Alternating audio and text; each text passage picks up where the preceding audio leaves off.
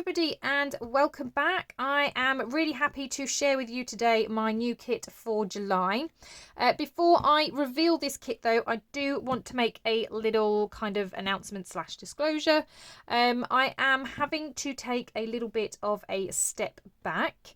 What does that mean, you ask? Basically the Facebook group and this channel will be remaining as it is. You'll still have my binder tool challenges happening on a Tuesday, or every other Tuesday, sorry, with the wonderful Sophie. And on Thursday I'll still have my altered index challenge, and at the weekends you'll still have my freebies and challenges coming out, usually related to the kit. That will still continue. However, at the moment, since I changed jobs in January, I'm now working full-time in a school. So obviously term time, I do get holidays off, but I'm working full-time, and I'm finding that I'm kind of, well, I certainly feel like I'm chasing my tail. I create a kit, I do the challenges, I try my best to make a little something just so I've done something with my own papers, but I'm immediately then working on the next kit and the next lot of challenges, and I just find that I'm getting into a cycle of not actually being able to play with what I've created, which is a shame because I love my papers. I really like them. The main reason I create my papers is for me. Not to sound selfish, but I create them for me and then just love to share them with you as well. And I'm not having the opportunity to really kind of have the time to play. So what I've decided is that I'm going to release kits now every other month. So that gives me time to work on the kit. There will be obviously more challenges, more freebies, that kind of a thing. And it also means that I can work with other people's kits, because some of you may know, if you've been here a little while, I used to be on Natalie from Line Arrow's design team. I had to take a step back from that because I just didn't have the time, obviously doing my own thing, and then obviously working with her kits as well. And I miss that. I miss working with other people's papers, because Natalie especially is a wonderful designer. Her papers are absolutely gorgeous and beautiful, and I really want to work with other people's papers. There's lots of designers out there that I really, really love. I've also got a massive supply of scrapbook paper that I want to kind of get through. I've got a huge stash and I want to be able to use it, but at the moment I don't have the time to do that. So by spreading this out over 2 months, I'm hoping that gives me time to then use the papers that I've created, but also have an opportunity to play with other people's papers as well. There will be a slight difference in the challenges that I'm doing as well. So usually when I release a kit, throughout that month, there are a series of challenges and freebies happening on the weekends. That will still continue. So at the end of July, there will be a winner's drawing for those that have participated and shared their creations within the Facebook group. However, come August, I'm going to still have some weekend challenges going on. There will still be some freebies if you are interested, and you can of course still post them in the Facebook group. However, what I'm going to do is hopefully try and give back and reward those people that watch the YouTube channel, because not everybody that watches here are part of Facebook, and that's totally understandable. So what I will do is kind of split my prizes. So the month that I release the kit, I will have the usual 3 weeks of challenges, a 4th week of a catch-up, and then a winner's drawing for those that participate and post in the Facebook group. In the second month, where there won't be a kit released, I will then still have some freebies and some challenges, and whether you take part or not is entirely up to you. But what I'm looking for is engagement in my videos. So if you are commenting under my videos throughout that second month, I will then do a drawing. So I'll write down the people's names of those that are commenting, and I will do a drawing at the end of that second month, and somebody from YouTube will then be in a prize drawing and win. I'm not sure whether it's going to be a kit or if I'll do a journal or what I'll do, but yeah, I want to celebrate those that are also supporting me here on YouTube. So that's my plan moving forward. I'm sorry, but yeah, I won't be releasing kits every single month, but I just can't do it. I don't have the time at the moment. So that's what I'm going to do for now. Who knows, in the future my circumstances might change. I might be able to reduce hours or whatever, and then I'll have more time to create kits more regularly and play with the papers, but at the moment that is not possible. So, having said all of that, let's get on to this month's kit. So, it is a large kit because, as I say, it could potentially span 2 months if you want to do a kind of bigger project or lots of little projects. So, it's called Sew Pink, and as you can imagine, it is a sewing theme. However, there are lots of floral and other types of pages that you don't necessarily have to make a sewing themed journal. You could take out the sewing bits and just have a different kind of journal. It's entirely up to you. There are 36 pages, and let me take you on a little tour. So you've got lots of journaling pages, and we've got this beautiful sort of pink and black theme running throughout. I've tried not to make it too vintage looking. You've got more of kind of a watercolour style flower. But yes, I tried for it to be a little bit more modern and not quite so vintage, but there is still some lace.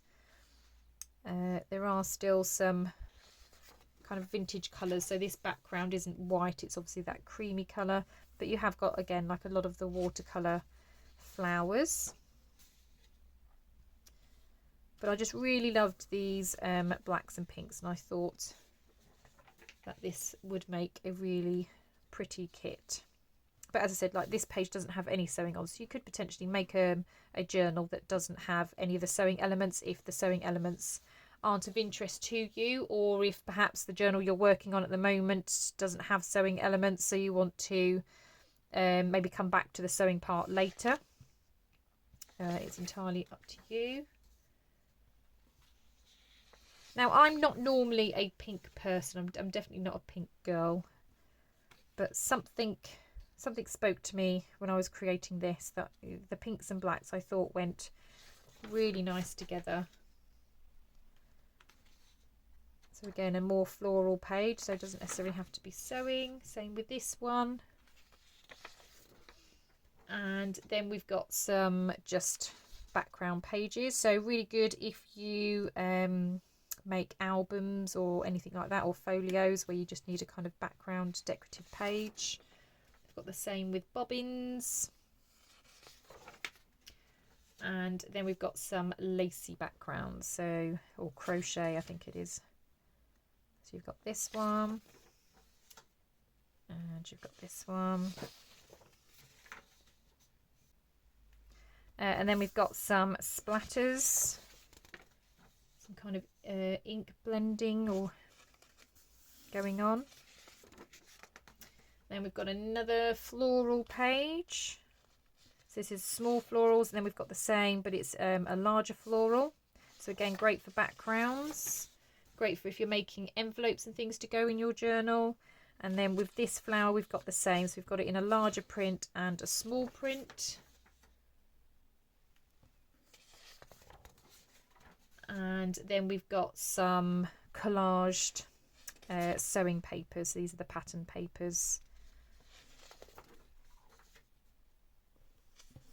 And there's another one. So that's all the journal pages that there are. And now we move into the different ephemera pages. So you've got some different pockets. And again, some of the elements that we've already seen in the kit so far. We've then got a few different tags. So these are all the same size, just with different patterns on. Then we've got these, which are kind of layering tags. They're different sizes.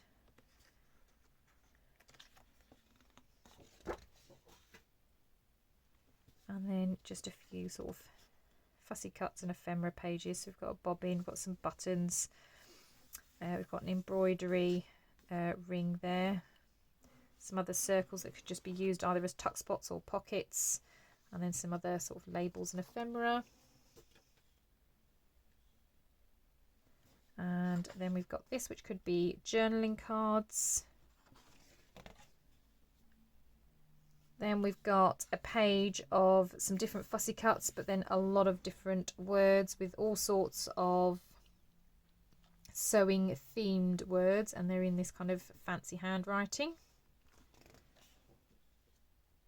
Then we have a larger envelope, again with some more buttons around, which you could use as a closure. And then what I've included at the end of this is a kit to make a mini folio.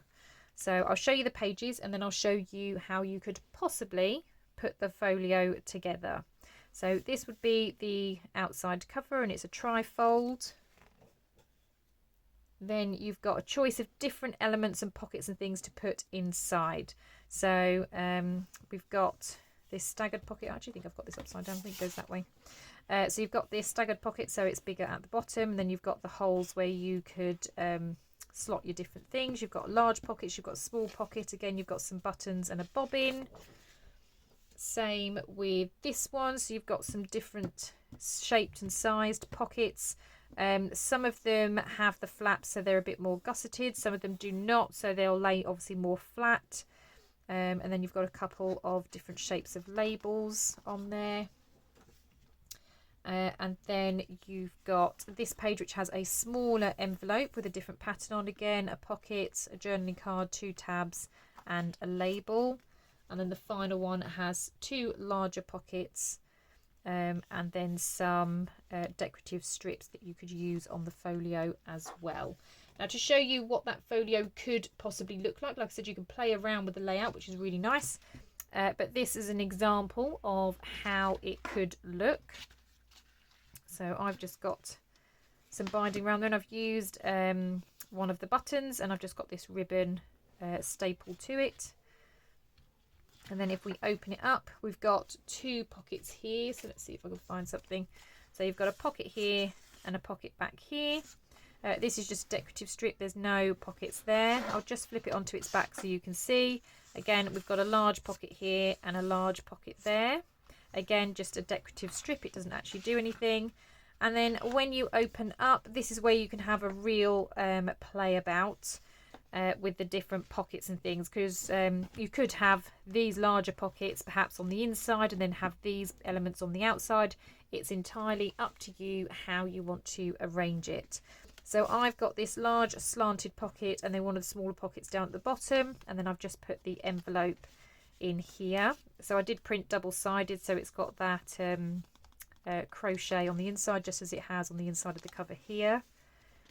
Then got one of the journaling cards that fits into that pocket, and then I've just got lots of all of the smaller bits that have been cut out, and I've just slot them into these pieces here. So that's an example of how you could do it.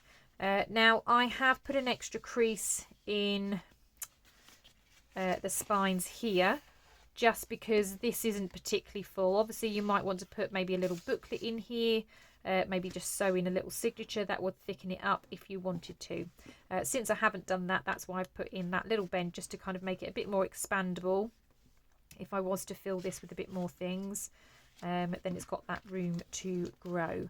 But that's an example of how you could possibly put the folio together, but it's entirely up to you how you want to kind of fiddle around with the pockets. I have still got, I think, 1 pocket left that I haven't used. But yeah, I like the fact that it's adaptable and you can kind of change it around, and I hope that you'll enjoy that too and have fun playing with it. So that is my kit for July. It will be available in my Etsy shop and my Ko-fi shop. There will be 25% off for the month of July, so make sure you grab a bargain while you can. As I said, there will be challenges coming. The first one will start on Sunday, so make sure that you are watching and tuned in for that. I would really appreciate a thumbs up for this video. If you are not already a subscriber, of course, I would love for you to do so. Make sure you do click that bell, that way you're notified of any new crafty videos like the one coming on Sunday. Thank you so much for watching, everybody. I really appreciate your time. I hope you have a wonderful day, and I will see you all in the next crafty video. Bye for now.